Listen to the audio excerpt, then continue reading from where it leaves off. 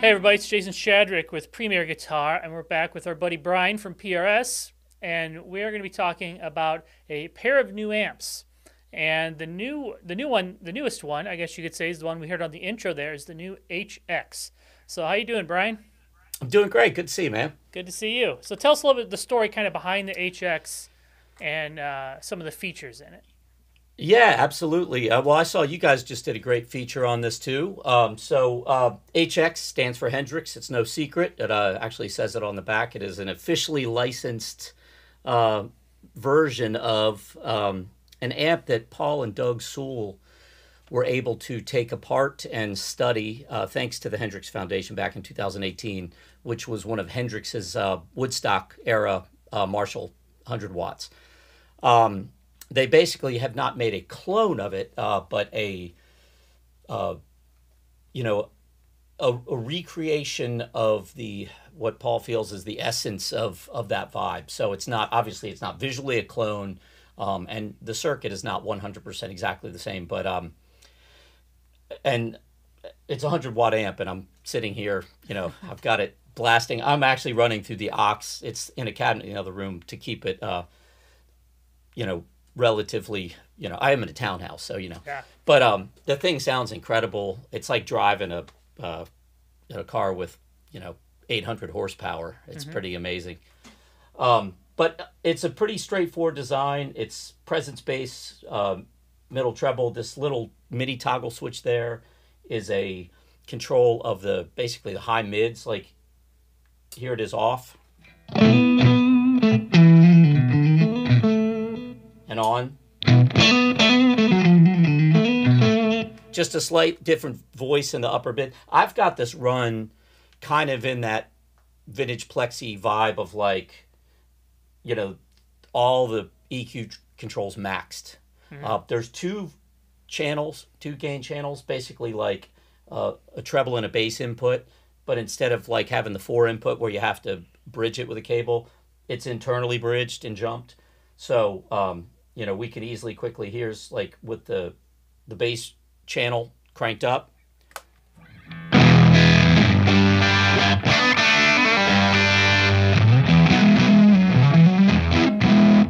And vice versa, turn that off, and here's the treble channel.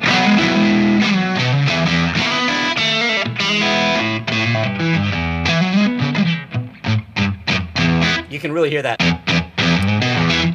bite to it, but and the beauty is that you can really dial them into taste very quickly and easily. The bright switch is off right now. There's 2 positions. The center position is a more traditional bright.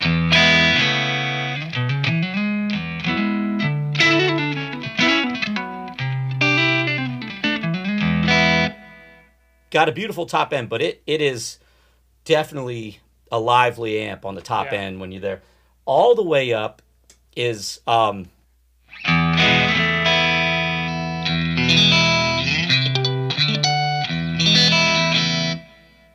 whole lot of top end. Now, Paul and Doug voiced that. That is one of the areas where the amp differs from Hendrix's, in that Hendrix's amp, that bright switch was voiced super bright, but he ran his all the way up, straight across the board. The effect of the bright switch is exacerbated in lower volume settings. So if you aren't diming this thing, which a lot of people aren't going to be doing, that was a little bit too much. So they basically voiced it to sound like Hendrix's, but at more reasonable volumes. They made it more usable. Yeah. And of course, it's got 16, 8, and 4 ohm taps on the back.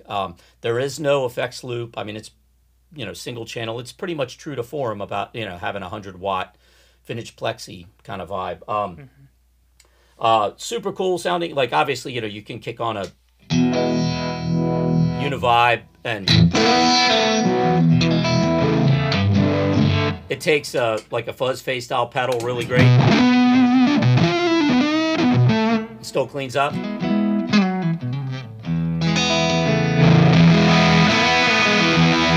So it's a lot of fun. Super fun to play. You not everybody needs a 100-watt amp. They do make it in 50 watts. Yeah. It's got, there is a custom transformer, straight edge transformer that is made for this specifically. It's EL34 EH tubes. They're using, actually, the preamp tubes are ECC 803Ss. So, again, super straightforward as far as the layout. As soon as they hit stores, you know, if you get a chance to go plug one and play one, I highly recommend it. It's a lot of fun. If the store lets you turn it up, there is, as far as cabinets for this, yeah, the options are a 412 and a 212. They're both loaded with creambacks, 75-watt Celestion creambacks. The 50-watt head is going to street for $2,900. The 100-watt head is $3,100. The 212 cabinet is $899, and the 412 is $1199.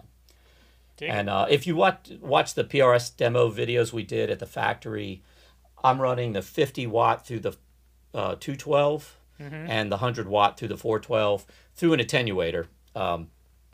You know, just so we didn't like shake you're reasonable people. Yes, yeah. But it's yeah, it's pretty cool. It's a lot of fun. And when did you say that these will start popping up in stores, you think? That I'm not certain. Okay. That one I would imagine. I know that they're already coming in, and they've sent a lot out for review and stuff. Which if you know, that means that I would imagine they'll probably start hitting the stores in the next month or two. And it's possible there's a few already out there. They don't tell me that stuff. And these are all made right in Maryland, in the factory. Gotcha. And yeah, killer amp. Now the next one up on top there. This is kind of an updated, reimagined version of an amp that was one of your more popular ones for metal players. So tell us about this one. So the Archon, in its re-release, has been redesigned both aesthetically, some changes to it sonically. So I'll go over those. Aesthetically, if you remember what the old Archon looked like, the chassis was actually on the bottom side. The volume knobs for each channel were separated off with the presence and the depth control.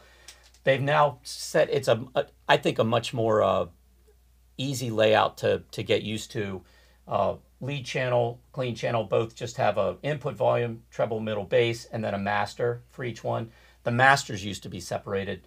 There's a bright switch for each channel, and then a global presence and depth, in the power amp. They got rid of the 100 watt and the 25 watt. It's now 50 only. There's a head and a 50 watt combo, and then you can get either a 112 or a 212.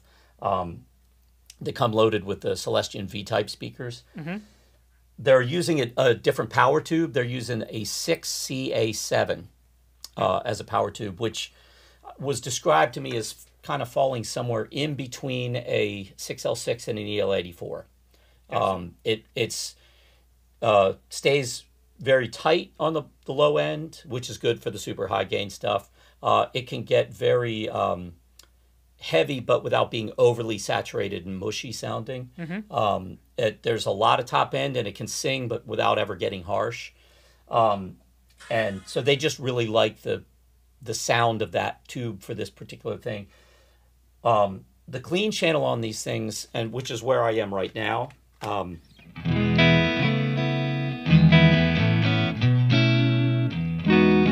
is beautiful. It's for a heavy, metal basically amp. It's got a killer clean channel, lots of headroom.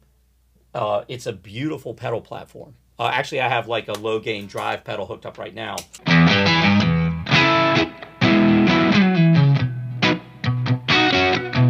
It's a killer pedal platform amp. I know a couple country players that have toured with Archons just using the clean channel. So that hasn't changed. I think the clean channel of these has all been great. The lead channel has been revoiced. Okay. I'm actually going to real quick just pop over into a humbucker guitar. So the lead channel, it still gets the super heavy gain. There's 5 gain stages before it hits the master volume, which is how they achieve loads and loads of gain without it ever getting too mushy. You know, keeping the clarity, keeping it tight. To me, the original Archon did that beautifully. It got the really, really heavy stuff, but it really didn't have a whole lot of usability in the lower gain settings. So now it's revoiced to where all across the gain setting, you can get great like low gain classic rock tones out of the lead channel. So I'll start off right now.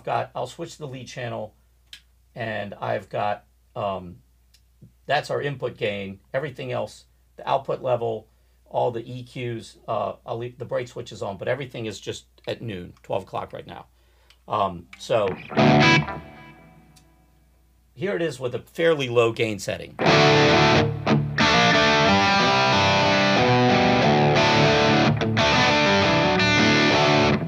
Now if I bring this, and I'll push the mid-range up.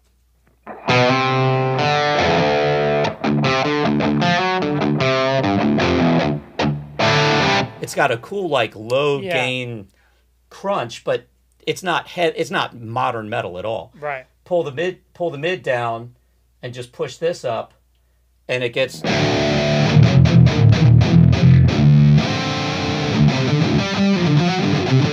but anywhere through this range, like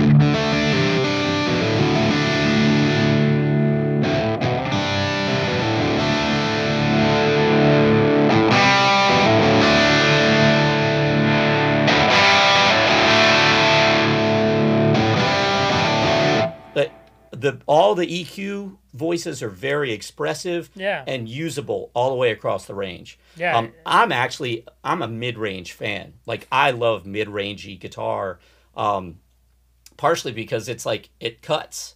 You know, it's like I dig the whole like scooped metal thing. It's cool, but for what I do, it just doesn't work in the music that I play. Yeah, and to me that's the first thing I want to check. Like, can I get a good bark out of it, like that mid-range, like throaty thing that's gonna. It just doesn't have to be that loud, but you can like find your spot in that mix. Yeah. And I definitely feel like, you know, that was the original Archon was a very cool sounding amp, but it was a voice that didn't really suit what I did typically. It was great clean channel, great pedal platform. The lead channel was modern. Yeah. You know, it still is that, but it actually gets everything now. Like, I mean, I could actually go do a gig with this to get like as a 2-channel amp and get both sounds that I personally would use. Yeah, I could totally see you playing like a classic rock gig with this and not having to explore the metal side of the shades of gray on it, you know. Yeah, I think anybody who's played one knows the Archon does the metal thing great. But it's surprising to me how great it does that classic rock and more like vintage crunch thing. Yeah, it's super, super cool. The other big change is that both the combo and the head version are about $600 less than the previous version. Okay. You know? So what are the prices then for this one? So the head is $999. It's right at $1,000. I think it used to be like $1,600. The 50-watt combo is $1,199, and the cabinets are 112 is $399, 212 is $529. Nice. But so that the head, right at $1,000, not quite half of what it used to be, but I've played both of them. Now this is the first time I've plugged into the new one. I mean, to me, there's not a sound quality difference that I'm hearing, and it sounds that is good. It is as quiet as the other one. I actually believe there were some improvements made to the effects loop, to where the effects loop is actually quieter in the new one. Obviously, the big change is where it's made. Yeah. These are made overseas. To some people, that's a deal breaker. But just like with the SE guitars, if they can make it and it sounds great and plays great and is stable and reliable, the whole point is, how do you get this in the hands of more players to where more people can afford it? I mean, it's not like they went overseas and the price went down a little bit and the profit margin went up. They've slashed the price. And it's a lot of amp for the money. Yeah, it is. So, yeah, if you haven't had, check one of these out. I like the layout of the new look. The putting the master volume separately over there was always something that I had, like, when I hadn't played one for a while, it took me a minute to remember, oh, right, I got to, like, levels over here, master volumes over there. So this is a lot more clean, streamlined, and concise. Yeah. All right, Brian, well, thank you so much for showing us the two new amps. We're going to have you play us out with something. This is Jason Shadrick with Premier Guitar. Make sure to subscribe to our YouTube channel so you don't miss any of our new gear demos. Thanks a lot, Brian. Thank you.